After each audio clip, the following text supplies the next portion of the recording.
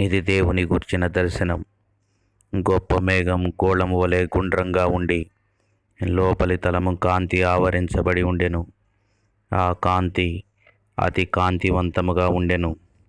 లోపలి తలములో విశాలము ఉండి అది తళతళలాడుతున్న స్ఫటికంతో సమానంగా ఉండెను.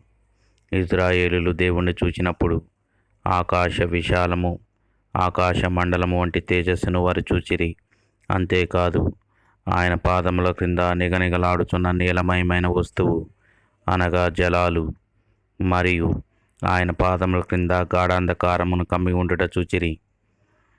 గుడారము వలె అంధకారమును తన చుట్టూ వ్యాపింపచేసెను. జలాంధకారము ఆకాశ మేఘములను తనకు మాటుగా చేసుకునెను.